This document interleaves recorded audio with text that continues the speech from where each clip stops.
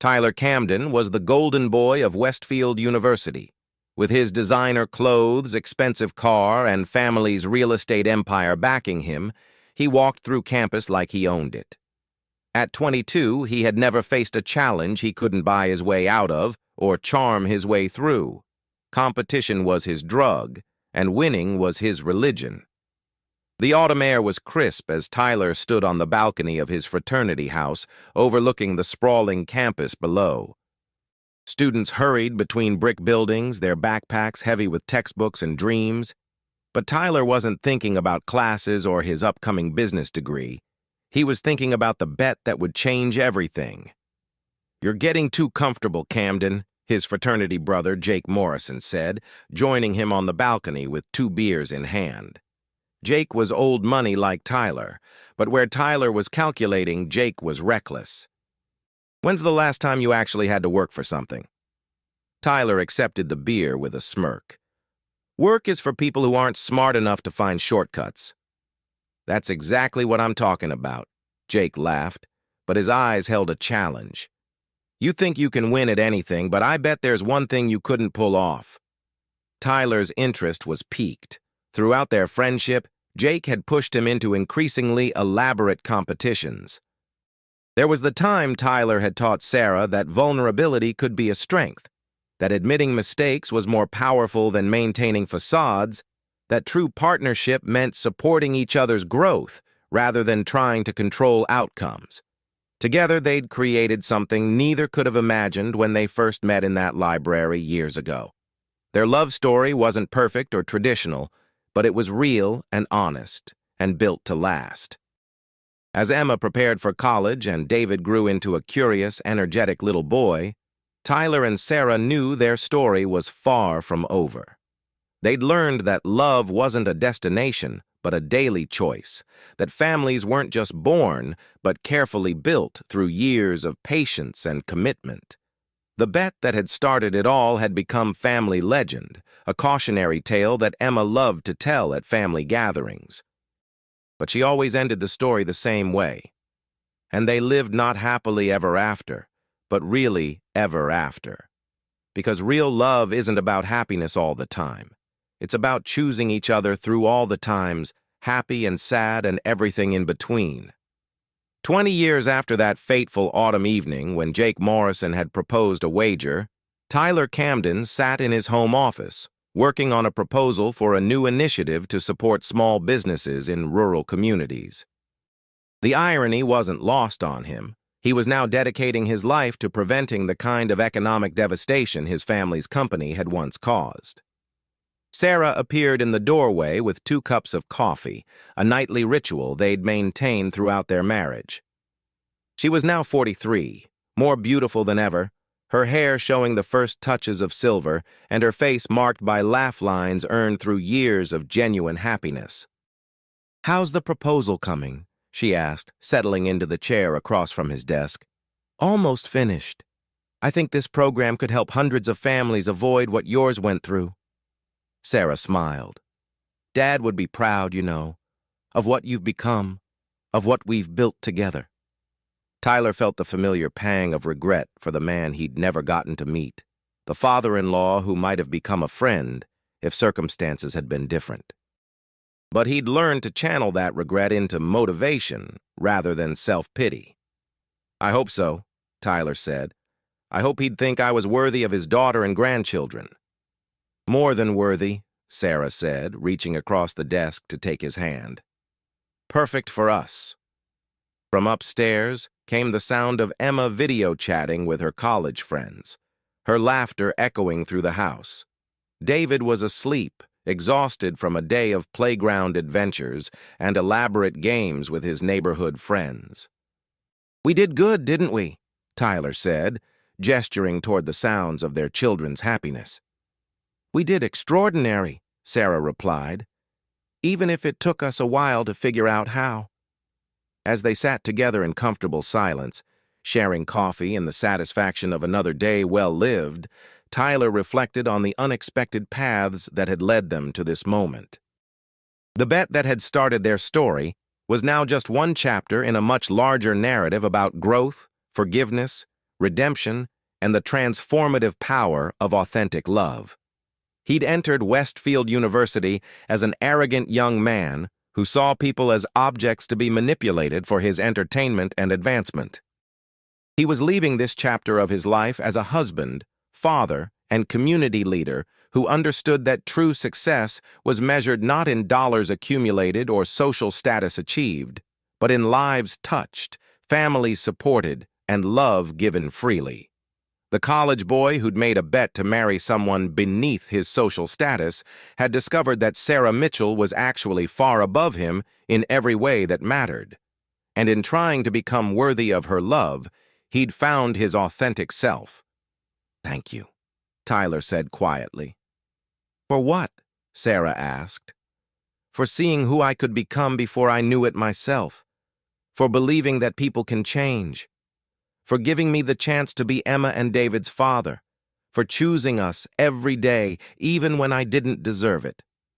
Sarah smiled, the same mysterious smile that had intrigued him during their very first conversation. "Thank you for proving me right." Outside, snow began to fall, covering their neighborhood in pristine white. Inside, their home was warm with the glow of table lamps and the promise of years yet to come. Their story had begun with deception, but had become a testament to the power of truth, forgiveness, and the kind of love that transforms everyone it touches.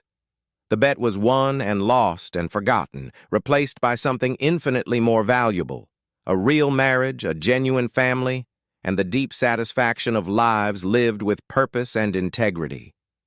As Tyler turned off his computer and prepared to join Sarah upstairs, he thought about the advice he might give to his younger self, that cocky college student who'd thought he could win any game.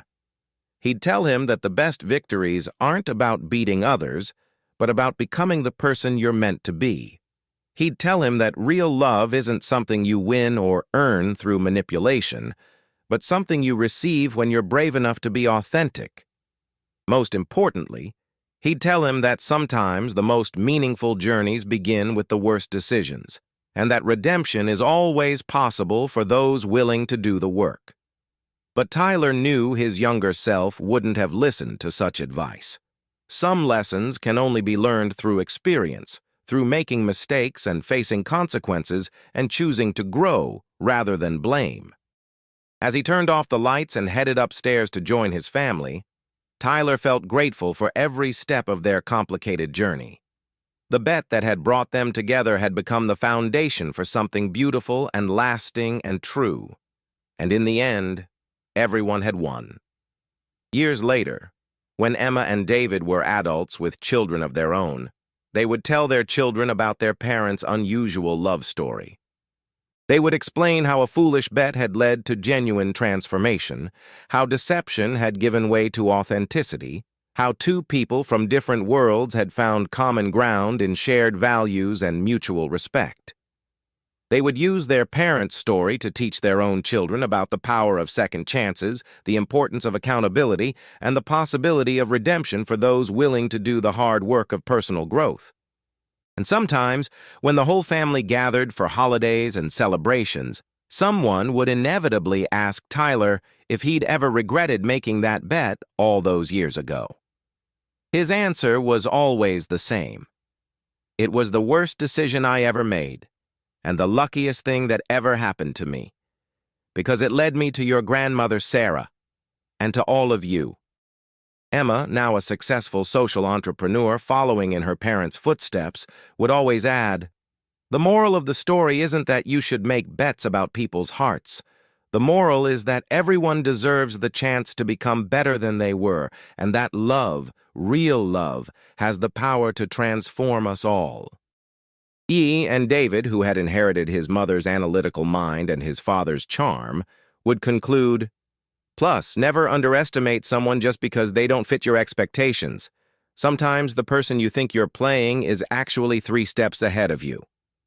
The story always ended with laughter, with hugs, with the warmth of a family that had been built not from perfection, but from the willingness to forgive, to grow, and to choose love over pride. And Sarah and Tyler, now grandparents watching their legacy unfold in their children and grandchildren, would look at each other and know that their improbable love story had created something beautiful that would last for generations. The bet had been forgotten. The love remained. They convinced their economics professor to let him redesign the entire curriculum, or when he'd talked his way into an exclusive internship meant for graduate students. But something in Jake's tone suggested this would be different. "Name it," Tyler said, his competitive instincts flaring. Jake leaned against the railing, his expression turning serious. "I bet you couldn't win over someone who doesn't care about your money or your family name, someone who wouldn't normally give you a second glance." "Anyone specific in mind?" Tyler asked, though he sensed Jake already had someone picked out. "Sarah Mitchell," Jake said without hesitation. "She's in our advanced corporate strategy class, smart as hell, completely unimpressed by the whole fraternity scene, and—" Jake paused, choosing his words carefully. "Let's just say she doesn't fit the typical mold of girls you usually date." Tyler knew exactly who Jake meant. Sarah Mitchell sat in the front row of their shared business class, always prepared, always asking the most insightful questions. She was overweight, wore simple clothes, and seemed to actively avoid the social scene that Tyler dominated. She represented everything Tyler had never bothered to understand: substance over style, authenticity over image. "What's the stake?" Tyler asked, his mind already calculating angles. Jake's grin widened. "Full scholarship funding for a student of the winner's choice. We both know our trust funds can handle it. But imagine the bragging rights. $50,000 to prove who's really the better man." The money wasn't the appeal. Tyler could spend that on a weekend in Vegas without thinking twice. It was the challenge, the chance to prove that his influence extended beyond his usual social circle. "And what exactly do I need to do?" "Date her seriously for 6 months, not just a few casual coffee dates. I'm talking about a real relationship. And if you really want to prove your point—" Jake paused dramatically. "Marry her. Show everyone that Tyler Camden can win over anyone, even someone who should theoretically be immune to your usual tactics." Tyler felt the familiar rush of competition flooding his system. "You're on." They shook hands as the sun set behind the university's clock tower, neither realizing they had just set in motion a series of events that would challenge everything they thought they knew about power, love, and revenge. The next few days were spent in reconnaissance. Tyler observed Sarah's routines with the dedication of a business analyst studying market trends. She arrived at the library every morning at 8, claimed the same corner table near the economics section, and studied with an intensity that Tyler found both foreign and intriguing. She ate lunch alone, usually a simple sandwich and fruit, reading academic journals while other students socialized around her. Sarah Mitchell was 21, a scholarship student from a small town in Ohio, and according to Tyler's research, she was graduating summa cum laude with a double major in business administration and economics. Her professors spoke of her with a respect usually reserved for graduate students. She tutored struggling students for free, volunteered at a local literacy program, and had somehow managed to secure an internship at one of Chicago's most prestigious consulting firms for the following summer. On a Thursday morning, Tyler made his move. He arrived at the library 30 minutes early, claiming the table next to Sarah's usual spot. When she appeared at exactly 8 o'clock, Tyler was deep in concentration over his corporate finance textbook, a class they shared. "Excuse me," Sarah said politely. "I think you might be in my usual spot." Tyler looked up, feigning surprise. "Oh, sorry. I didn't realize anyone had a claim on these tables. I'm Tyler, by the way. Tyler Camden. We're in Professor Walsh's corporate finance class together." Sarah hesitated for a moment, clearly recognizing him. "Sarah Mitchell. And you're right. No one owns the tables. I'll just find another spot." "Wait," Tyler said quickly. "Why don't you sit here?" I mean, we're both studying the same material anyway. Maybe we could help each other out. Sarah's eyes narrowed slightly, as if she was trying to figure out his angle. Tyler was struck by how direct her gaze was. Most people, especially other students, looked at him with a combination of admiration and calculation. Sarah looked at him like she was solving a puzzle. "I prefer to study alone," she said simply. "But thanks for the offer." As she walked away to find another table, Tyler realized this wasn't going to be as straightforward as he'd assumed. Sarah Mitchell wasn't impressed by his charm, wasn't intimidated by his reputation, and apparently wasn't interested in his attention.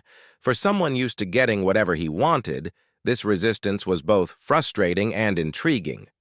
Over the following weeks, Tyler began a careful campaign to win Sarah's attention. He volunteered to be her partner on a class project, ensuring they'd have to spend time together. He offered to help her with connections for her internship, claiming his family had business relationships in Chicago. He even showed up at the literacy program where she volunteered, claiming a sudden interest in community service. "You know," Sarah said one afternoon as they worked on their project in the library, "I can't figure out why you're suddenly so interested in spending time with me." Tyler looked up from his laptop, affecting innocence. "What do you mean?" "Come on, Tyler. You're one of the most popular guys on campus. You could have your pick of study partners, volunteers, whatever. But here you are, consistently showing up wherever I happen to be. Either you're developing some very specific interests, or you want something from me." Her directness caught him off guard. Most people didn't challenge him so openly, especially not potential romantic interests. "Maybe I just think you're interesting," he said, which was becoming increasingly true. "Interesting how?" Sarah pressed. "Because I'm not like the girls you usually date? Because I represent some kind of challenge or novelty?" Tyler felt exposed under her analytical gaze. Sarah wasn't just smart. She was perceptive in a way that made him uncomfortable. She saw through social facades with an accuracy that reminded him of the best business negotiators he'd encountered in his family's company. "I think you're underestimating yourself," Tyler said carefully. "And maybe underestimating me too." Sarah studied him for a long moment before returning to her work. "Maybe," she said quietly, "but I doubt it." Despite her skepticism, Sarah didn't actively discourage Tyler's attention. She accepted his help with the project, engaged in their increasingly frequent conversations, and even agreed to study sessions that extended beyond their shared classes. Tyler found himself genuinely enjoying these interactions in a way that surprised him. Sarah's mind worked differently than anyone he'd ever known. Where Tyler saw opportunities for leverage and advantage, Sarah saw systems and connections. She could analyze a business case study from angles he'd never considered, pointing out social implications and long-term consequences that Tyler's profit-focused education had trained him to ignore. "You realize this merger would eliminate about 3,000 jobs," Sarah said one evening as they reviewed a case study for their strategic management class. Tyler glanced at the numbers he'd been calculating. "But it would increase shareholder value by 22% and create significant operational efficiencies." "For the shareholders, sure. But what about the employees? The communities where those plants are located? The economic ripple effects of that many people losing their primary income?" Tyler had never considered these factors as relevant to business decisions. His education, both formal and informal, through his family's company, had trained him to see such concerns as external to the core business function. But Sarah's perspective forced him to consider the human cost of the strategies he'd been taught to admire. "That's not really the company's responsibility, though," Tyler said, though his conviction was wavering. "Their obligation is to their shareholders." "Says who?" Sarah challenged. "That's one philosophy of business, but it's not the only one. Companies can be profitable and responsible. They can grow without destroying communities. But it requires thinking beyond the next quarterly report." These conversations began to shift something in Tyler's worldview. Sarah wasn't just challenging his approach to their project or their classes. She was challenging the fundamental assumptions that had guided his entire life. But more than that, he was beginning to see her as more than just an academic exercise or a conquest to be won. 2 months into their friendship, Tyler made his most direct move yet. "Would you like to have dinner with me this Friday?" he asked as they packed up their materials after a study session. "Not studying, not working on a project, just dinner." Sarah paused in organizing her papers. "Like a date?" "Like a date," Tyler confirmed. "Why?" she asked, and Tyler was beginning to recognize this as Sarah's default response to any unexpected proposal. She wanted to understand motivations, to see the logic behind actions. "Because I enjoy spending time with you," Tyler said, and realized it was the truth. "Because you challenge me in ways I didn't know I needed. Because I'd like to know you better outside of academic contexts." Sarah was quiet for a long moment, studying his face with that penetrating gaze he'd come to both dread and anticipate. "Okay," she said finally, "but somewhere simple. I'm not interested in being shown off at some expensive restaurant where everyone will stare and wonder what Tyler Camden is doing with someone like me." Her words stung because they contained an acknowledgement of exactly the dynamic Tyler had been trying to navigate. Sarah was acutely aware of their social differences, of how their relationship would be perceived by others. But instead of being ashamed or defensive, she was setting boundaries to protect herself. "How about that little Italian place off campus?" Tyler suggested. "Good food, quiet atmosphere, no chance of running into half the student body." Sarah smiled, and Tyler realized it was the first completely unguarded expression he'd seen from her. "That sounds perfect." Their first official date went better than Tyler had dared to hope. Away from the academic environment, Sarah revealed layers of personality and experience that Tyler found captivating. She talked about growing up in a small town where her father owned a struggling hardware store and her mother taught elementary school. She described the financial sacrifices her family had made to support her education, the pressure she felt to succeed not just for herself, but for everyone who had invested in her future. "I know some people see me as this serious, all-work, no-play person," Sarah said over dessert. "But when you grow up knowing that college is your one shot at changing your family's economic situation, you learn to prioritize differently." Tyler felt a strange mixture of admiration and guilt. Sarah's work ethic and focus came from necessity, from a level of responsibility he'd never experienced. His own academic success had been expected, supported by tutors and connections and the safety net of his family's wealth. Sarah had built her achievements from scratch, with no guarantee of success and no fallback plan. "What do you want to do after graduation?" Tyler asked. "Change things," Sarah said without hesitation. "I want to work with companies that understand their responsibility to communities, not just shareholders. I want to prove that you can be profitable and ethical, that business can be a force for positive change." Tyler found himself thinking about her words long after he'd dropped her off at her dormitory. Sarah's vision of business was idealistic by his family's standards, but there was something compelling about her conviction, her belief that commerce could be a tool for improving society rather than just accumulating wealth. Over the following weeks, Tyler and Sarah fell into a comfortable routine. They studied together, shared meals, attended campus events as a couple. Tyler introduced Sarah to his fraternity brothers, while Sarah included Tyler in her volunteer work and study groups. Their relationship began to feel natural in a way that surprised Tyler. He'd expected winning Sarah over to be more work, more strategy. Instead, he found himself genuinely caring about her opinions, her goals, her daily experiences. But underneath the growing authenticity of their relationship, Tyler carried the weight of the bet. Every genuine moment with Sarah was tainted by the knowledge that their entire relationship had begun as a challenge, a game designed to prove his social dominance. As his feelings for Sarah deepened, the bet began to feel less like a victory and more like a betrayal.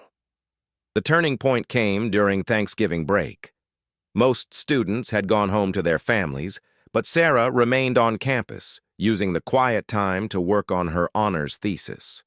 Tyler had planned to fly to his family's house in the Hamptons, but found himself reluctant to leave Sarah alone. "You don't have to stay," Sarah said when Tyler mentioned canceling his travel plans.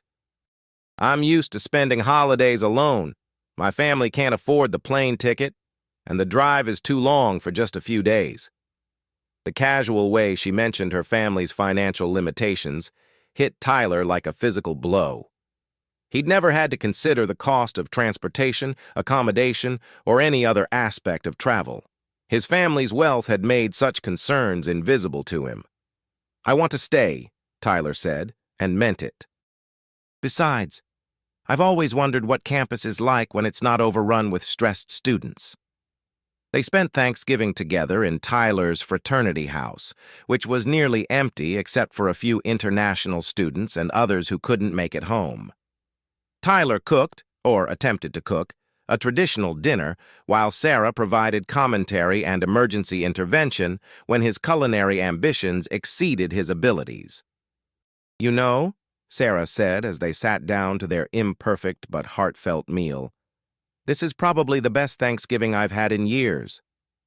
"Even though the turkey is slightly charcoal on the outside and possibly raw in the middle?" Tyler asked.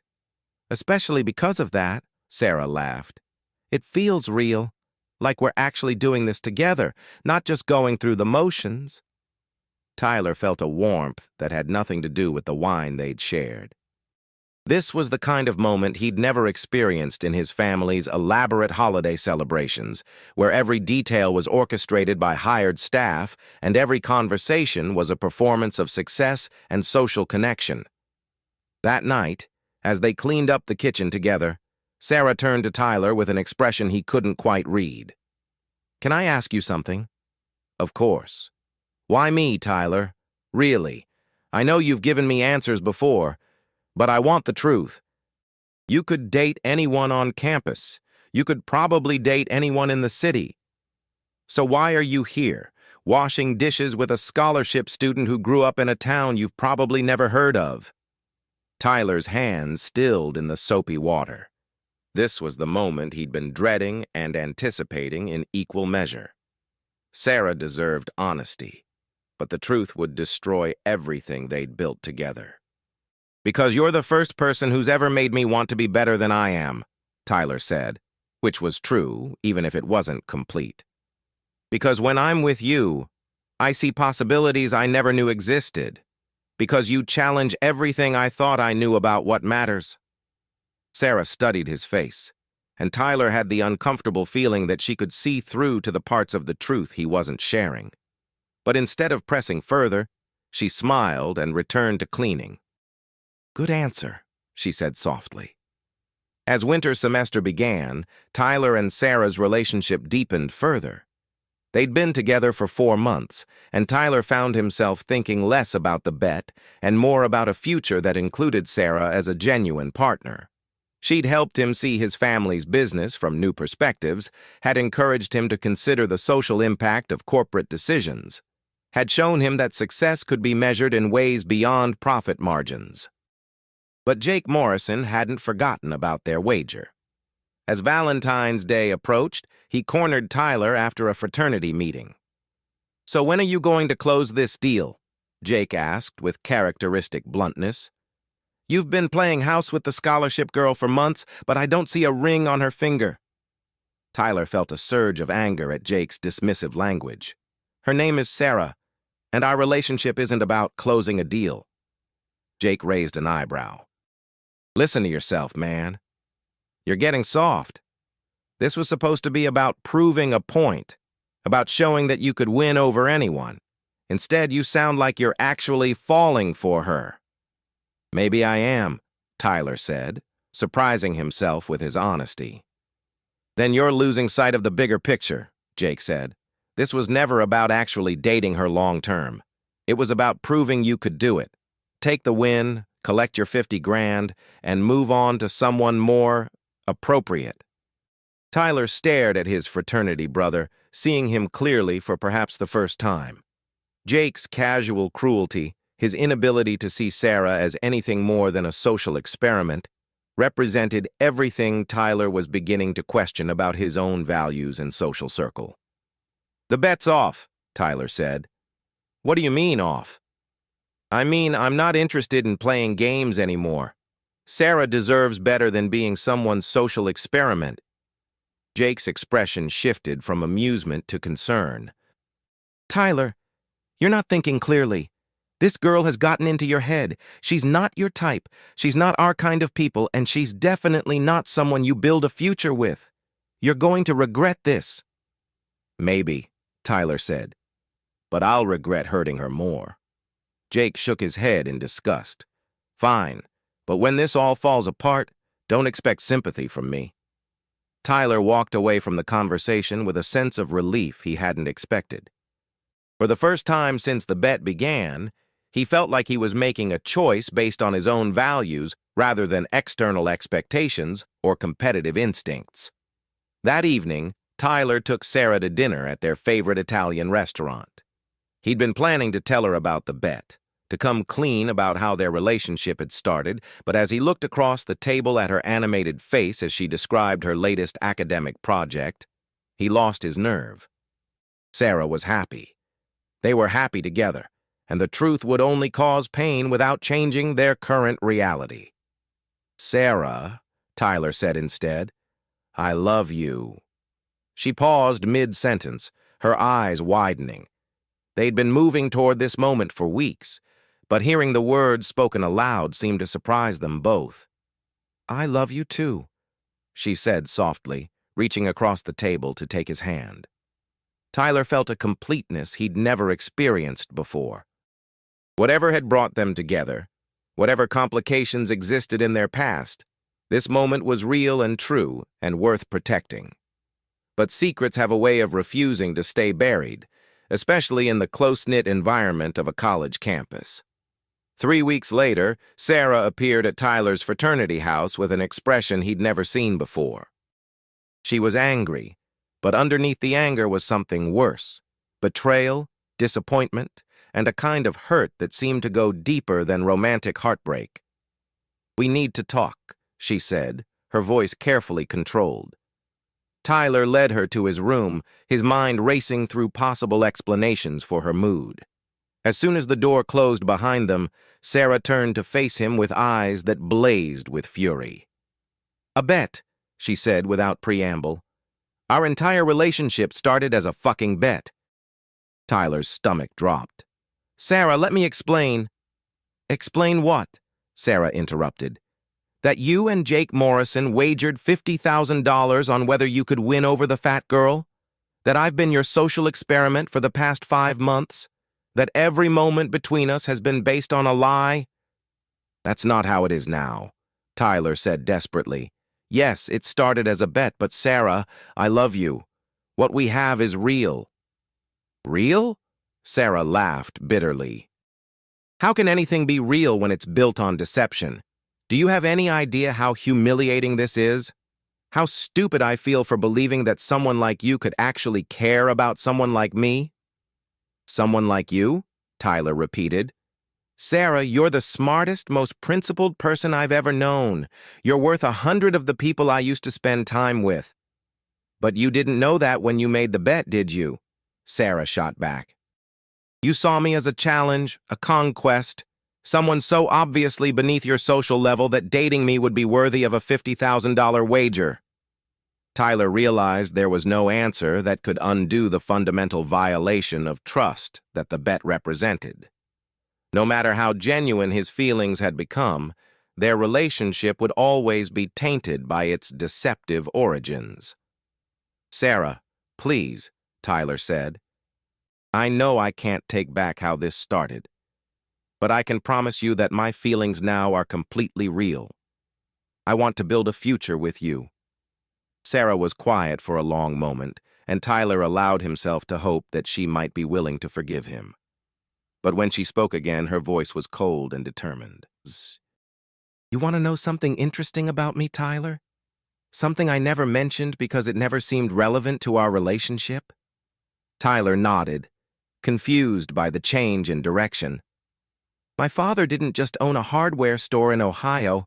He owned Mitchell Hardware, a small chain that was doing quite well until about 8 years ago.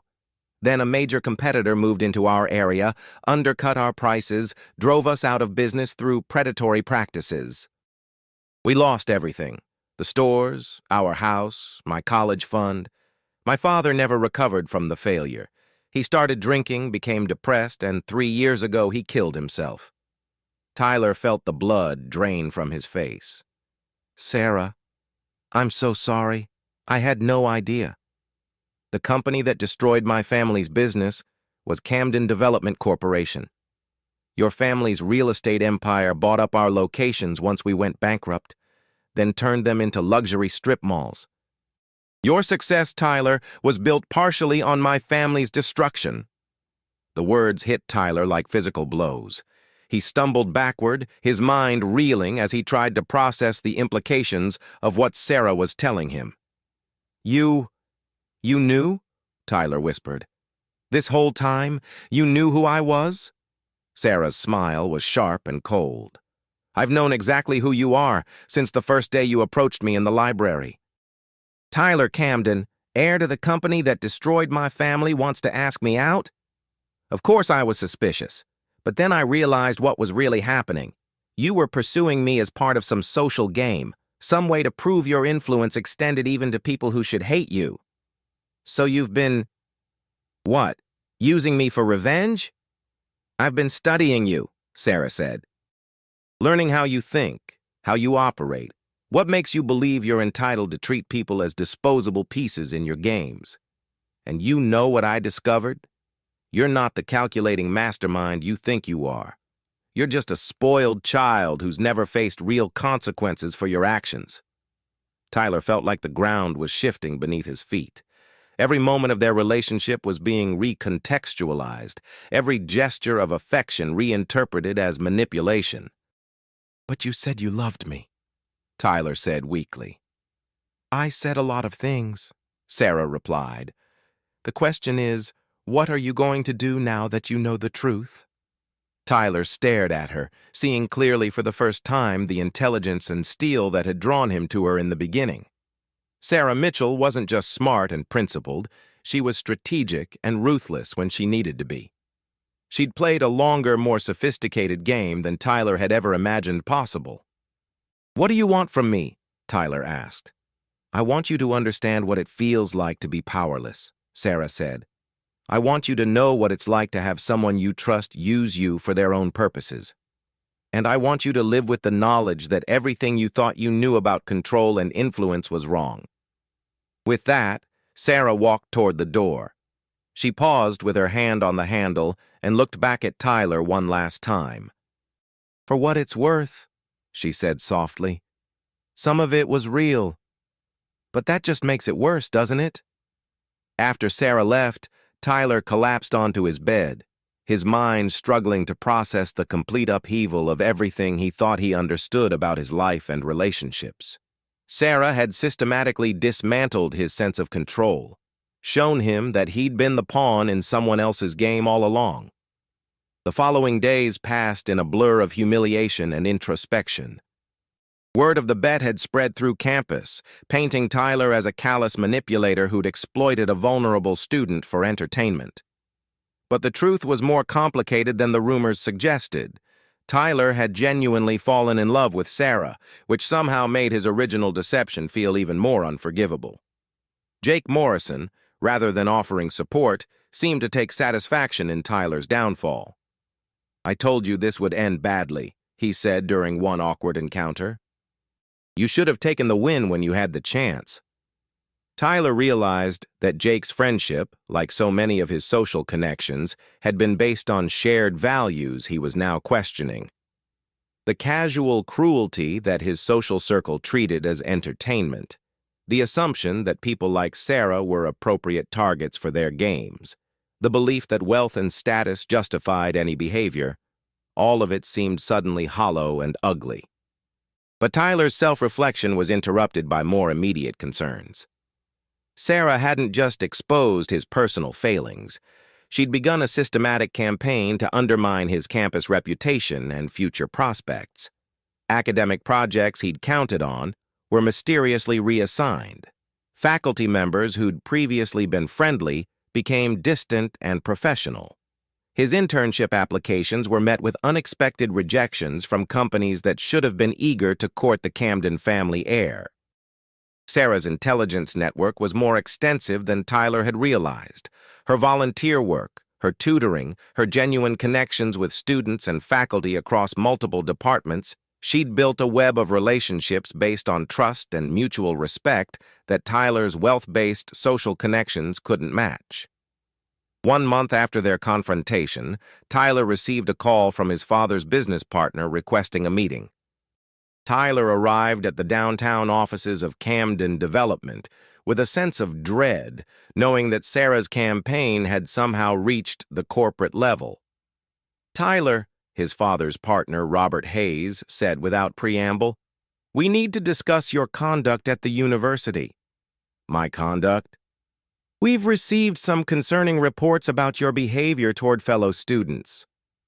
A pattern of manipulation and exploitation that reflects poorly on the Camden name and, by extension, our business relationships." Tyler realized that Sarah had somehow managed to frame her revelations in a way that cast him as the aggressor, the powerful student preying on a vulnerable scholarship recipient. The truth of his genuine feelings, his growth and change through their relationship, had been lost in a narrative that painted him as everything he'd originally been, but was trying not to be anymore. "Robert, it's not that simple," Tyler began, but Hayes raised a hand to stop him. "The details don't matter, Tyler. What matters is perception. Our company is built on community relationships, on trust.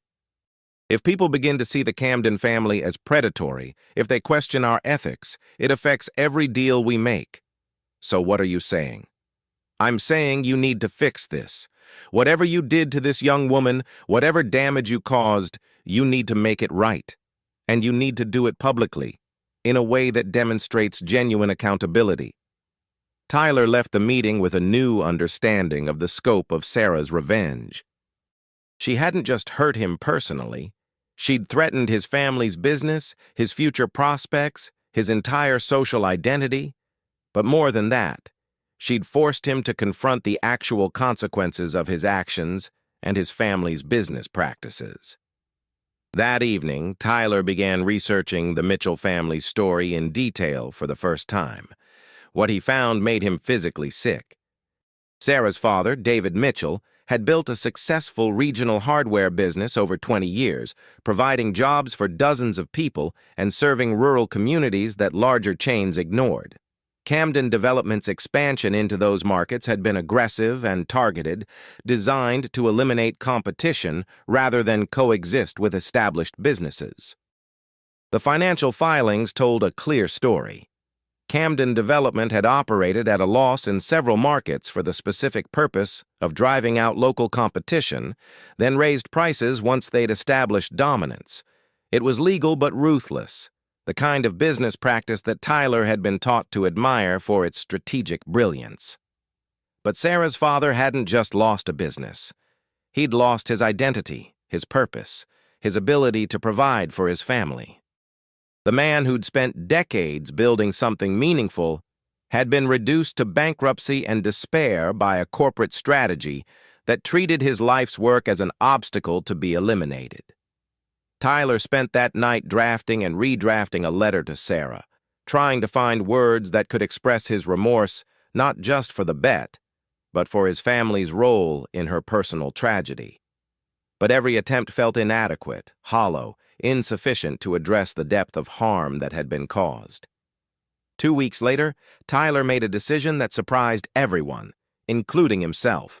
He withdrew from his business classes and enrolled in a social work program, transferring his focus to nonprofit management and community development. He liquidated his trust fund to establish a scholarship program for students from economically disadvantaged backgrounds, with preference given to those whose families had been displaced by corporate consolidation. The changes were public and permanent, covered by the campus newspaper and generating discussion throughout the university community. Tyler wasn't trying to win Sarah back. He understood that their relationship was beyond repair. Instead, he was trying to become someone who deserved the person Sarah had believed he could be, even if only briefly. But Sarah wasn't finished with him yet. 3 months after their breakup, Sarah appeared at Tyler's new apartment off campus. She looked different, tired, stressed, wearing clothes that seemed looser than he remembered. Tyler's heart raced at seeing her again, but her expression was unreadable. "Can I come in?" she asked. Tyler stepped aside, gesturing her into the modest space that was a far cry from his previous fraternity house luxury. Sarah looked around with what might have been approval or amusement. "Downward mobility suits you," she said dryly. "What do you want, Sarah?" Tyler asked, trying to keep his voice neutral. Sarah was quiet for a long moment, seeming to wrestle with some internal decision. When she finally spoke, her voice was softer than he'd heard since their confrontation. "I need to tell you something. Something I should have told you months ago." Tyler waited, his mind racing through possibilities. "I'm pregnant," Sarah said simply. The words hit Tyler like a physical blow. He sat down heavily on his couch, trying to process the implications. "How long have you known?" "Since before we broke up. Since before I confronted you about the bet." Tyler's mind reeled. "So when you told me about your father, about knowing who I was, you were pregnant with my child?" Sarah nodded. "I was going to tell you that night. I was going to tell you everything. About my father, about knowing your family's role in our bankruptcy, about the pregnancy. But then I found out about the bet, and everything changed." "Why didn't you tell me then?" "Because I realized that our entire relationship was built on lies and manipulation. Because I was carrying the child of someone who saw me as a social experiment. Because I was terrified that you'd see the pregnancy as another way to control me or another game to win." Tyler felt a crushing weight of guilt and regret. "Sarah, I would never. The pregnancy wouldn't have been a game. A child changes everything." "Does it?" Sarah asked. "Or would it just have been another piece on your chessboard, another way to prove your influence and control?" Tyler wanted to protest, to insist that he would have handled the pregnancy with respect and responsibility. But he understood Sarah's skepticism. His track record didn't exactly inspire confidence in his ability to handle complex emotional situations with maturity. "What do you want to do?" Tyler asked carefully. "I want to raise this child," Sarah said firmly. "But I want to do it without the Camden family's influence, without your money or your connections or your guilt-driven attempts at redemption. You want me to have no relationship with my own child? I want you to prove that you've actually changed before you have any influence over someone so vulnerable," Sarah replied. "A child shouldn't be your opportunity for personal growth or your chance to assuage guilt over past behavior." Tyler understood the logic of Sarah's position, but the thought of being excluded from his child's life was devastating. "What would I need to do to prove I've changed?" Sarah studied him with that penetrating gaze he remembered so well. "Time, Tyler. Real change takes time. It takes consistent behavior over years, not dramatic gestures over months. Maybe when this child is old enough to make their own decisions about relationships, you'll have become someone worth knowing." After Sarah left, Tyler sat alone in his apartment, contemplating a future that looked nothing like anything he'd ever imagined. He was going to be a father, but not a dad. He would have a child in the world who carried his DNA but wouldn't know his name. Sarah was offering him the ultimate consequence for his actions, not punishment, but irrelevance. Over the following months, Tyler threw himself into his new academic focus with a dedication that surprised his professors and classmates. He volunteered at community organizations, worked with families affected by corporate displacement, and began to understand the human cost of the business practices he'd been raised to admire. His transformation was noticed by others, including some of Sarah's friends who began to report back to her about Tyler's apparent change in priorities and values. But Sarah remained distant, focused on her pregnancy and her academic goals. She was graduating summa cum laude despite the stress of her personal situation, and had accepted a position with a nonprofit organization working on economic development in rural communities. Tyler learned about the birth of his daughter through mutual acquaintances. Sarah had named her Emma, and by all accounts both mother and child were healthy. Tyler ached to meet his daughter, to be part of her life in some way, but he respected Sarah's boundaries even as they tore him apart. 2 years passed. Tyler completed his degree in social work and took a position with a community development organization in Chicago, working specifically with small businesses and families affected by corporate consolidation. The irony wasn't lost on him. He was now trying to prevent the kind of damage his family's company had caused to families like Sarah's. His work brought him recognition within the nonprofit community, and occasionally he would hear updates about Sarah and Emma through their mutual connections. Sarah had graduated with highest honors and was making a name for herself in economic development circles. Emma was reportedly a bright, curious toddler who had Sarah's eyes and quick mind. Tyler had dated sporadically during those 2 years, but no relationship felt substantial. He found himself comparing every woman to Sarah, not just romantically, but intellectually and morally.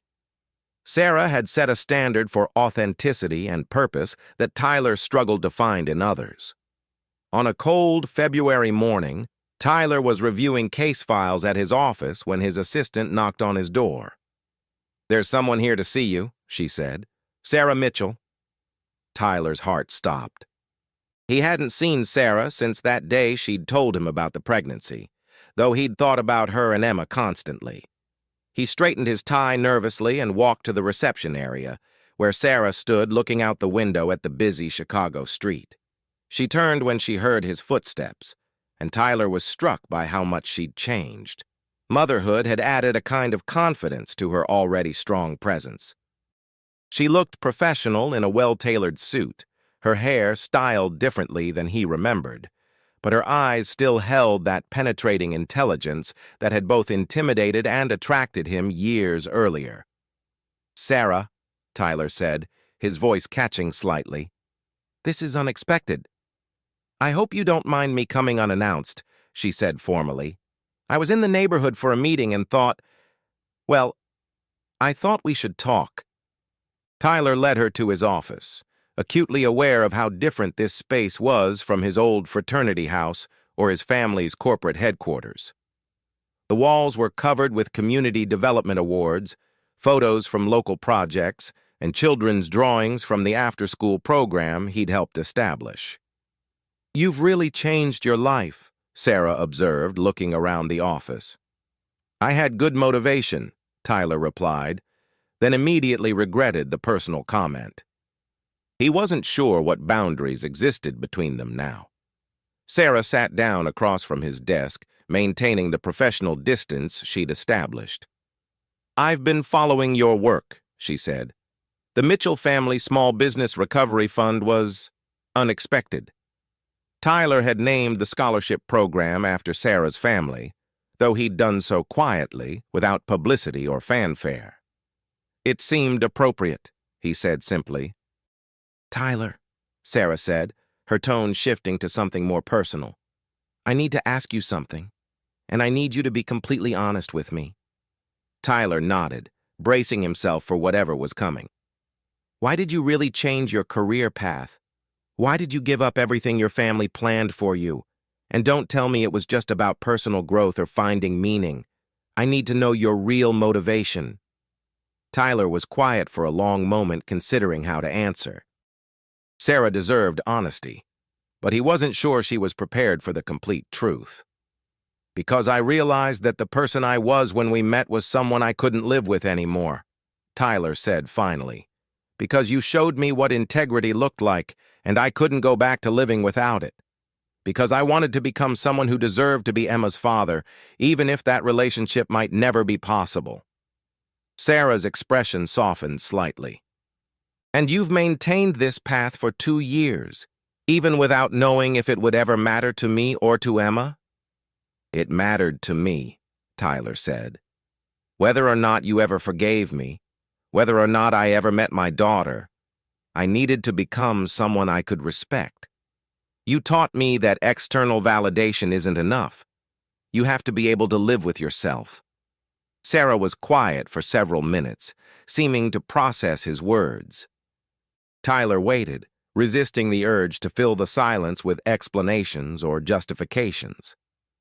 Emma asks about her father sometimes, Sarah said eventually. She's too young to understand complicated explanations. But she knows that most of her friends have daddies and she doesn't. I've been struggling with how to handle those questions.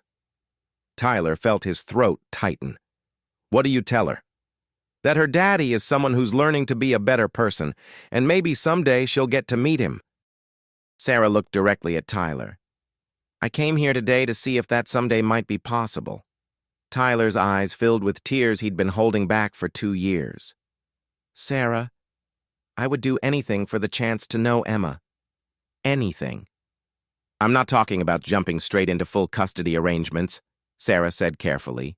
I'm talking about supervised visits, slowly building a relationship, proving that you can be consistent and reliable in her life. Emma deserves to know her father, but only if he's someone who will enhance her life rather than complicate it. What would that look like? Tyler asked, hardly daring to hope. It would start small, maybe an hour at the park with me present, maybe helping with some of her bedtime stories, building trust gradually, showing her and me that you're someone she can depend on. Tyler nodded eagerly. Whatever you think is appropriate, whatever timeline you're comfortable with. Sarah studied his face with that familiar analytical gaze. There's something else we need to discuss. Emma will eventually be old enough to ask questions about how we met, about our relationship. I won't lie to her, Tyler. She'll need to know the truth about the bet, about the complications of our history. The thought of his daughter learning about his past behavior was painful, but Tyler understood Sarah's position. I want her to know the truth. All of it. I want her to understand that people can make terrible mistakes and still learn from them, still become better. And if she decides when she's older that she doesn't want a relationship with you, if she can't forgive what you did to her mother. Tyler felt the weight of that possibility, but his answer came without hesitation. Then I'll respect her decision. But I hope that by the time she's old enough to make that choice, I'll have proven that I'm someone worth knowing. Sarah smiled for the first time since arriving at his office. That's the right answer. She reached into her purse and pulled out a small photo, placing it on Tyler's desk. It showed a beautiful little girl with curly brown hair and bright, intelligent eyes that were unmistakably Sarah's, but with Tyler's nose and chin. This is Emma, Sarah said softly. Tyler picked up the photo with trembling hands, studying every detail of his daughter's face. She was sitting in a sandbox, concentrating intently on building something with plastic blocks, her expression serious and focused in a way that reminded him of Sarah during their study sessions. She's beautiful, Tyler whispered. She looks so much like you. She has your stubborn streak, Sarah said with a slight laugh, and your competitive drive. Yesterday she spent 3 hours trying to build a block tower taller than she is, refusing help, determined to figure it out herself. Tyler couldn't stop staring at the photo. This was his daughter, this brilliant little person who existed in the world because of a relationship that had begun with deception but had somehow created something pure and perfect. When can I meet her? Tyler asked. Saturday afternoon. There's a playground near my apartment. 1 hour, with me present the entire time. If it goes well, we can discuss longer visits. Tyler nodded, already planning how to spend the remaining days preparing for the most important meeting of his life. Tyler, Sarah said as she prepared to leave. "I need you to understand something. This isn't about us. This isn't about forgiveness or second chances for our relationship. This is about Emma having the opportunity to know her father. Whatever happens between you and her is separate from anything that might happen between you and me."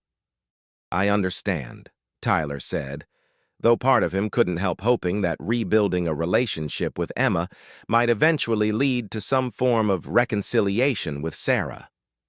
After Sarah left, Tyler sat alone in his office, staring at Emma's photo and trying to process the magnitude of what had just occurred. He was going to meet his daughter. After 2 years of wondering, hoping, and working to become someone worthy of that privilege, he was finally going to have the chance. That Saturday was the longest morning of Tyler's life. He changed clothes 3 times, agonizing over what would be appropriate for a playground meeting with a 2-year-old. He bought age-appropriate gifts, then worried that bringing presents to a first meeting might seem like he was trying to buy Emma's affection. He practiced introducing himself, trying to find words that would be meaningful to a toddler without being overwhelming.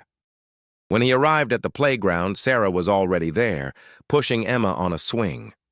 Tyler's breath caught as he saw his daughter in person for the first time. She was even more beautiful than her photo suggested, laughing with pure joy as the swing carried her higher. "Emma," Sarah said as Tyler approached, "there's someone I'd like you to meet." Emma looked at Tyler with curious eyes, showing no fear but clearly evaluating this new person in her environment. "Hi, Emma," Tyler said, crouching down to her level. "I'm Tyler. I'm your daddy." Emma considered this information with the seriousness of a much older child. "Daddy?" she repeated, as if testing out the word. "That's right. I've been wanting to meet you for a very long time." "Where were you?" Emma asked, with the directness that Tyler was beginning to recognize as a family trait. Tyler glanced at Sarah, who nodded encouragingly. "I was learning how to be a good daddy," Tyler said. "It took me a while to figure it out." Emma seemed to find this explanation satisfactory. "Do you want to play?" she asked. The next hour passed like a beautiful dream. Tyler pushed Emma on the swings, helped her navigate the jungle gym, and listened to her elaborate explanations of the games she'd invented. She was incredibly verbal for her age, using complex sentences and demonstrating a creativity that delighted Tyler. "She's amazing," Tyler told Sarah as they watched Emma play in the sandbox. "She's so smart, so confident." "She gets that from both of us," Sarah said with a small smile. "The intelligence from me, the confidence from you." As their time together drew to a close, Emma ran over to Tyler and hugged his legs. "Will you come play again?" she asked. Tyler looked at Sarah, who nodded. "Yes, sweetheart. If you want me to, I'll come play with you again." "I want you to," Emma said decisively. Over the following months, Tyler's relationship with Emma grew steadily. Their weekly playground visits expanded to include trips to the zoo, children's museums, and quiet afternoons reading books together. Emma began calling him Daddy Tyler to distinguish him from the other fathers in her life, and Tyler treasured every moment they spent together. He marveled at his daughter's personality. She was fearless on playground equipment, but gentle with smaller children, curious about everything but patient when explanations required time to unfold. She had Sarah's analytical mind, but Tyler's natural charisma, already demonstrating an ability to make friends easily while maintaining high standards for how she expected to be treated. "She's going to be formidable when she grows up," Tyler told Sarah after an afternoon, when Emma had successfully negotiated extra time at the park by presenting a logical argument about the educational value of outdoor play. "She already is," Sarah replied with obvious pride. As Emma's 3rd birthday approached, Tyler found himself hoping he might be included in the celebration. He'd been building their relationship for 8 months now, and Emma seemed genuinely happy to see him each week. But he didn't want to assume anything or overstep the boundaries Sarah had established. "I was wondering," Tyler said carefully during one of their weekly co-parenting conversations. If you'd be comfortable with me attending Emma's birthday party, I know her friends and your family will be there, and I don't want to complicate things, but I think Emma would like that, Sarah said, surprising him. But Tyler, my parents will be there. My mother still blames your family for my father's death. It might be tense. Tyler understood the implications. Sarah's mother had every right to resent the Camden family, and meeting Tyler would be incredibly difficult for her. But he wanted to be part of Emma's important moments, even if it meant facing uncomfortable conversations about his family's past actions. I'll handle whatever tension arises, Tyler said. Emma's birthday is about her, not about our family histories. The birthday party was held at Sarah's modest apartment, decorated with colorful balloons and featuring a homemade cake that Emma had helped design. Tyler arrived with a carefully chosen gift, a set of building blocks that encouraged creative problem-solving, something he thought Emma would enjoy and Sarah would approve of. Most of the guests were other young mothers with their children, people who knew Sarah through her work or their neighborhood. They were polite to Tyler, but clearly curious about his presence in Sarah and Emma's life.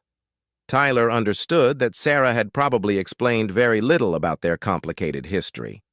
The most challenging moment came when Sarah's mother, Linda Mitchell, arrived. Tyler recognized her immediately from photos he'd seen during his research into the family's background. She was a woman in her early 60s, with Sarah's eyes and a strength that had clearly helped her survive tremendous loss. "Mom," Sarah said carefully, "this is Tyler, Emma's father." Linda Mitchell looked at Tyler with unconcealed hostility. "Tyler Camden," she said. It wasn't a question. "Yes, ma'am," Tyler replied respectfully. "I'm honored to meet you, Mrs. Mitchell. Sarah has told me so much about you." "I'm sure she has," Linda said coldly. "I hope she's also told you about what your family did to ours." The room grew quiet as other guests sensed the tension. Emma, oblivious to the adult undercurrents, ran over to show Tyler the new dress her grandmother had brought her. "Look, Daddy Tyler, Grandma Linda got me a princess dress." Tyler admired Emma's outfit enthusiastically, but he could feel Linda's eyes on him, evaluating his every interaction with her granddaughter. Later in the afternoon, Linda approached Tyler while he was helping Emma open presents. "Can we talk privately?" she asked. Tyler followed Linda onto the small balcony outside Sarah's apartment, bracing himself for a conversation he knew would be difficult. "I want you to know," Linda began without preamble, "that I will never forgive your family for what you did to us. Your father's company destroyed everything my husband worked for, and it killed him as surely as if you'd put a gun to his head." Tyler accepted her words without defending himself or his family. "You're right, Mrs. Mitchell. What my family did was inexcusable. I can't change that, and I'm not asking for your forgiveness." "Then what are you asking for?" "Nothing from you," Tyler said honestly. "I'm just hoping you'll give me the chance to be a good father to Emma. I know I can't undo the past, but I can try to be someone she can be proud of." Linda studied him for a long moment. "Sarah tells me you've changed your career, that you're working to help families like ours now." "I'm trying to prevent other families from going through what yours did," Tyler confirmed. "It doesn't fix anything, but it feels like the right thing to do." "And you're doing this because you feel guilty?"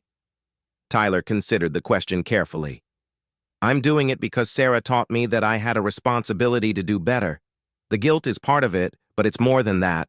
I want to be someone Emma can respect when she's old enough to understand our family's history." Linda was quiet for several minutes, watching through the sliding door as Emma played with her new toys. "She's the most important thing in Sarah's life," she said finally.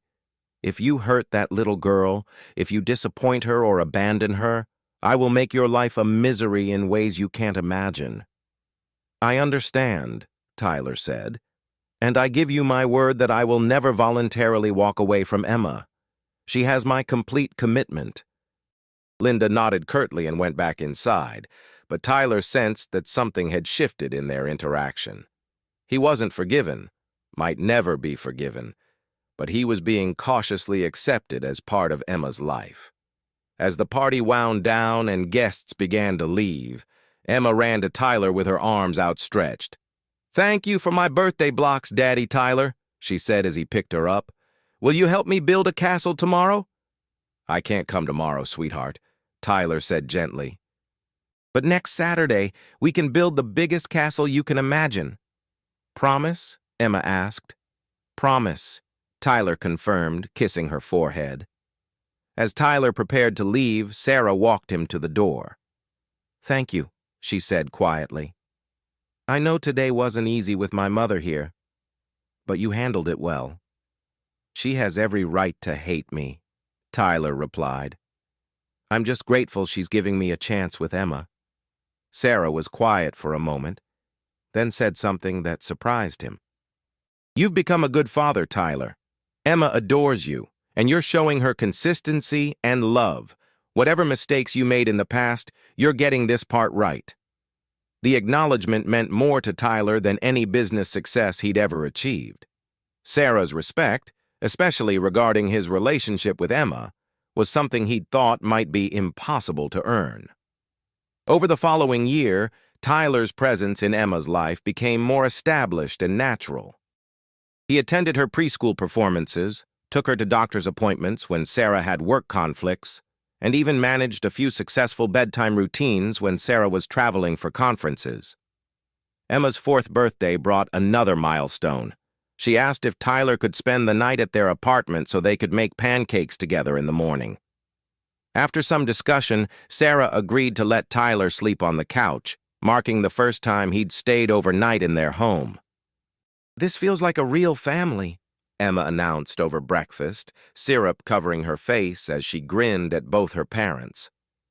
Tyler felt a warmth he'd never experienced before. This simple moment, making breakfast with his daughter while Sarah read the newspaper at their small kitchen table, represented everything he'd never known he wanted. But even as Tyler's relationship with Emma flourished, his relationship with Sarah remained complicated. They'd developed a friendly co-parenting partnership, but there was still a wall between them personally. Sarah was polite, cooperative, and supportive of Tyler's growing bond with Emma, but she maintained emotional distance from Tyler himself. Tyler understood why. The foundation of their original relationship had been deception, and even though Tyler had genuinely changed, Sarah had built protective barriers that might never come down.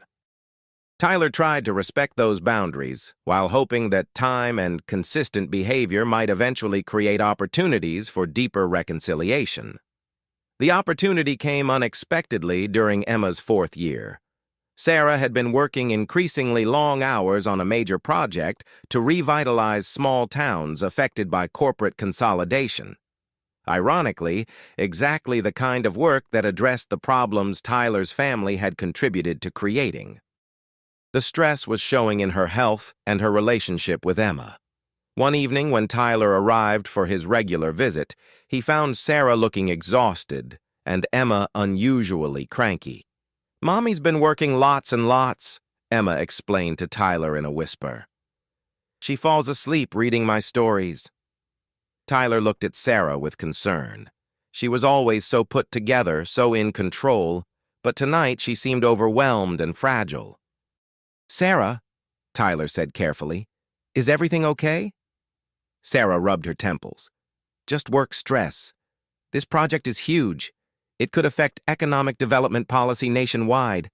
But the deadlines are impossible, and I'm the lead researcher. Can I help somehow? I know you don't want my money, but maybe I could help with Emma while you work? Give you some uninterrupted time to focus?" Sarah hesitated. Accepting help from Tyler felt like crossing a line she'd maintained for years. "Please, Mommy," Emma chimed in. "Daddy Tyler makes good snacks, and he knows all the princess stories." Sarah looked between Tyler and Emma, clearly torn. Finally, exhaustion won over pride. "Maybe for a few hours tomorrow evening, if you're sure you don't mind." The next evening, Tyler arrived with groceries and a plan to give Sarah complete freedom to work while he handled Emma's dinner, bath, and bedtime routine. Sarah retreated to her bedroom with her laptop, while Tyler and Emma set about making their evening together special. "What should we make for dinner?" Tyler asked Emma. "Spaghetti," Emma declared, "but the kind with the little tiny meatballs, not the big scary ones." As they cooked together, Emma chattered about her day at preschool, her best friend Zoe's upcoming birthday party, and her elaborate plans for a fort she wanted to build in the living room. Tyler found himself completely absorbed in her 4-year-old worldview, marveling at her creativity and logic. After dinner, they moved to bath time, which Emma had turned into an elaborate game involving plastic boats and a storyline about maritime adventures. Tyler played along enthusiastically, creating voices for different toy characters and helping Emma navigate complex plot developments. "You're really good at playing," Emma observed as Tyler helped her into her pajamas. "Most grown-ups don't understand the boat game." "What do you mean?" Tyler asked. "They just want to wash my hair and get done fast. But you know that the boats have important jobs to do." Tyler felt a pang of gratitude for this insight into his daughter's inner world. He was learning that Emma, like her mother, thought deeply about things that might seem simple on the surface. Bedtime stories had become one of Tyler's favorite parts of their time together.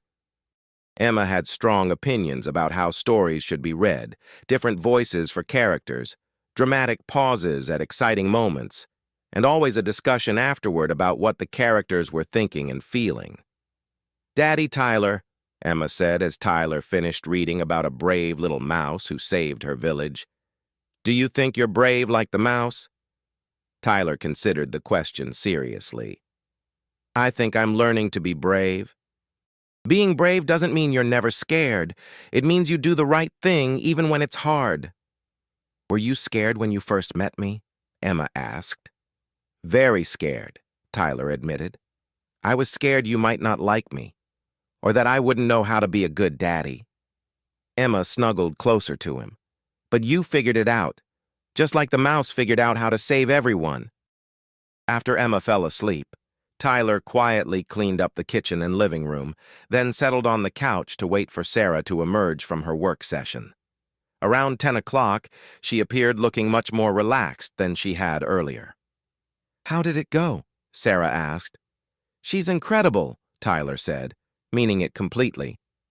"I gave her a bath, we made spaghetti with tiny, not scary meatballs, built a fort, and discussed the emotional motivations of fictional mice. I think I might be getting the hang of this parenting thing." Sarah smiled, and Tyler noticed that it was the first completely unguarded expression he'd seen from her in years. "She really loves you, you know. She talks about you constantly. Daddy Tyler this, Daddy Tyler that. Sometimes I think you're her favorite person in the world." "She's definitely mine," Tyler replied without thinking. They sat in comfortable silence for a few minutes, both lost in their own thoughts. Finally, Sarah spoke again. "Tyler, I owe you an apology." Tyler looked at her in surprise. "For what?" "For assuming that you couldn't really change, for holding on to anger so tightly that I couldn't see the person you were becoming, for making this harder than it needed to be." Tyler felt his heart rate increase. "Sarah, you don't owe me anything. You had every right to protect yourself and Emma." "Maybe. But somewhere along the way, you stopped being the person who made that bet, and I didn't adjust my expectations accordingly. You've been a wonderful father to Emma, and you've become someone I respect. I should have acknowledged that sooner." Tyler was quiet for a moment, processing the magnitude of what Sarah was saying. "Does this mean you forgive me?" Sarah considered the question carefully. "I think it means I'm ready to stop punishing you for mistakes you've already learned from. And maybe I'm ready to consider that we might be able to build something new. Not a return to what we had before, but something different. Something real." Tyler felt a hope he'd almost given up on. "What would that look like?" "I don't know yet," Sarah admitted, "but I think we owe it to Emma and to ourselves to find out. We've both grown up a lot in the past few years. Maybe it's time to see who we are now without the weight of all our history. That conversation marked the beginning of a slow, careful rebuilding of trust between Tyler and Sarah. They started with extended family time. Dinners where all three of them cooked together, weekend outings to museums and parks, quiet evenings at home where Emma played while Tyler and Sarah talked about their work, their hopes, their perspectives on everything from politics to parenting. Tyler discovered that Sarah had grown even more impressive during their years apart. Her work in economic development had gained national recognition, and she'd become a sought-after consultant for communities trying to rebuild after economic devastation.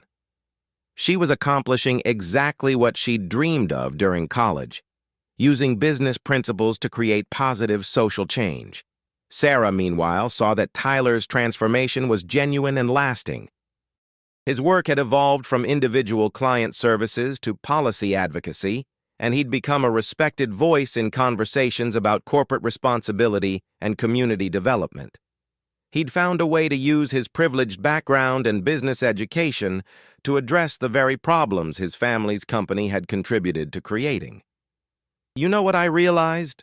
Sarah said one evening as they cleaned up after one of Emma's elaborate art projects. "We're both doing the work we talked about when we first met. Remember that night when you asked me what I wanted to do after graduation?" Tyler smiled at the memory. "You said you wanted to change things, prove that business could be a force for positive change. And now we both are. Just took us a few years and some major life lessons to get here." 6 months later, Tyler made a decision that surprised everyone, including himself. He asked Sarah to marry him. Not with grand gestures or expensive rings, but with a simple conversation during one of Emma's afternoon naps. "I know our history is complicated," Tyler said as they sat on Sarah's couch, Emma sleeping peacefully in the next room. "And I know marriage isn't something to be taken lightly, especially for us. But Sarah, I love you. Not the way I thought I loved you in college, but really, truly, with full understanding of who you are and who I am. And I love our family. I want us to be official, permanent, committed to building something together." Sarah was quiet for a long time, and Tyler waited patiently for her response. "I love you too," she said finally. "And not just because you're Emma's father or because we work well together as co-parents. I love the man you've become, the partner you are, the father you are. But Tyler, if we do this, it has to be real. No games, no strategies, no hidden agendas. Just two people who've grown up and learned from their mistakes, choosing to build a life together." "That's all I want," Tyler said honestly. "A real marriage with a real partner who makes me want to be better than I am." They were married 6 months later in a small ceremony at the community center where Tyler worked. Emma served as ring bearer, wearing a dress she'd helped design and carrying the rings in a basket she'd decorated herself. Sarah's mother gave Tyler a cautious but genuine hug after the ceremony, marking her final acceptance of his place in the family. The reception was filled with people whose lives Tyler and Sarah had touched through their work, families they'd helped, colleagues who'd become friends, community leaders who'd supported their various projects. It was a celebration that reflected their values and their commitment to something larger than themselves. "You know," Sarah said as they danced to their first song as husband and wife, "I never imagined our story would end up here." "Is it an ending?" Tyler asked. "Or just the beginning of the next chapter?" Emma, who had been dancing with her grandmother, ran over to join them on the dance floor. "Family hug," she declared, wrapping her arms around both her parents. As Tyler held his wife and daughter, he thought about the journey that had brought them to this moment. It had started with a bet, a game designed to prove his power and control over others. But it had become something real and meaningful and beautiful. 5 years later, Tyler and Sarah welcomed their second child, a son they named David in honor of Sarah's father. Emma, now 9 years old, was an enthusiastic big sister who took her responsibilities seriously. "I'm going to teach him everything," Emma announced when they brought baby David home from the hospital. How to build forts, how to make the best pancakes, and how to be brave like the mouse in our stories. Tyler watched his daughter hold her baby brother with careful tenderness and marveled at the family they'd built together. Emma had grown into a confident, compassionate child who excelled academically but never forgot to be kind to others. She was already showing signs of inheriting both her parents' drive and their commitment to making the world better. "Do you ever regret it?" Sarah asked one evening as they sat on their back porch, watching Emma teach David how to stack blocks while he giggled at her elaborate explanations. "Regret what?" Tyler asked. "The bet. The way we started. All the pain we went through before we got here." Tyler considered the question seriously. "I regret the deception. I regret hurting you. I regret all the time we lost. But I can't regret the journey, because it led us here. It made us who we are." "Even the worst parts?" "Especially the worst parts. They taught us that love isn't about winning or controlling or proving anything to anyone else. It's about choosing someone every day, even when it's hard. Especially when it's hard." Sarah leaned against Tyler's shoulder, and they watched their children play in the fading evening light. Emma was patiently helping David balance blocks on top of each other, celebrating each small success with genuine enthusiasm. "She's going to be an amazing person," Sarah said, watching Emma. "She already is," Tyler replied, "just like her mother." 10 years after the bet that had started everything, Tyler stood in the auditorium of Emma's high school, watching his daughter give the valedictorian speech at her graduation. She had inherited Sarah's intellectual rigor and Tyler's natural charisma, but she'd developed her own sense of purpose and justice that impressed everyone who knew her. "I want to talk about second chances," Emma said from the podium, her voice clear and confident. "About the power of transformation and the importance of believing that people can change. My parents' story isn't traditional. They made mistakes, faced consequences, and had to rebuild trust through years of consistent action. But they taught me that our past doesn't define our future unless we let it." Tyler felt tears streaming down his face as he listened to his daughter speak about redemption, responsibility, and hope. Emma had grown up knowing the complete truth about her parents' history, the bet, the deception, the family conflicts, and the long journey toward reconciliation. But instead of being ashamed of their complicated past, she'd learned from it. "We all have the power to become better than we were," Emma continued. "To learn from our mistakes and choose growth over stubbornness, compassion over judgment, love over fear. As we graduate today and move forward into our adult lives, I challenge each of us to remember that every day is an opportunity to be the person we want to be, regardless of who we were yesterday." After the ceremony, Emma hugged both her parents tightly. "Thank you," she said, "for showing me that people can change, that families can heal, and that love is worth fighting for." Tyler looked at his daughter, brilliant, compassionate, strong, and wise beyond her years, and then at Sarah, who was holding baby David while tears of pride streamed down her face. This family, built from the ashes of deception and betrayal, had become the most real and meaningful thing in his life. The bet that had started their story was long forgotten, its original purpose meaningless in the face of what they'd built together. Tyler had won something far more valuable than $50,000 or bragging rights. He'd won the chance to be the father, husband, and man he'd never known he could become. And in the end, that was the only victory that mattered. As they walked out of the auditorium together, Emma between her parents and David sleeping peacefully in Sarah's arms, Tyler reflected on the unexpected turns that had brought them to this moment. Love, he'd learned, wasn't about winning or losing, about control or manipulation. It was about showing up, day after day, choosing to be better, to do better, to love better. "What do you think?" Sarah asked quietly as they reached their car. "Ready for the next chapter?" Tyler looked at his family, his brilliant, accomplished wife, his remarkable daughter heading off to college in the fall, his sweet baby son who was just beginning to discover the world, and felt a contentment deeper than any success he'd achieved in his previous life. "With you?" he said, kissing Sarah's forehead while Emma rolled her eyes at their public display of affection. "I'm ready for anything." Emma was heading to Stanford in the fall, planning to double major in business and social policy, a combination that would allow her to continue the work her parents had started. David was thriving as a curious, energetic toddler who kept them all entertained with his adventures and observations. Tyler and Sarah's work had evolved too.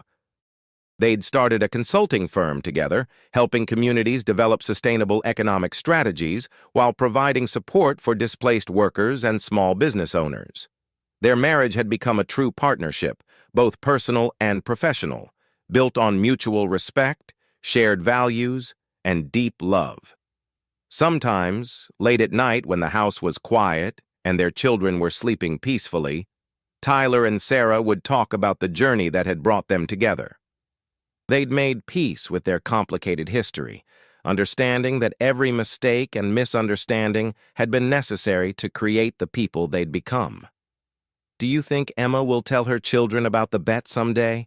Sarah asked one such evening. "Probably," Tyler said with a smile. "But I think she'll frame it as a story about redemption rather than deception. About how people can surprise you, how love can grow in unexpected places, how families can be built from the most unlikely beginnings." Sarah laughed softly. "That's a much better story than the one we started with." "It's a true story," Tyler said, pulling her closer. "The truest one I know." Looking back, Tyler could see that the bet had never really been about winning or losing, about proving social dominance or sexual conquest. It had been about two people who needed to find each other, who needed to learn from each other, who needed to grow together into the people they were meant to become. Sarah had taught Tyler that integrity was more valuable than influence, that authentic relationships were more meaningful than social status, that love was something you earned through consistency and character rather than wealth and charm. Tyler Hay,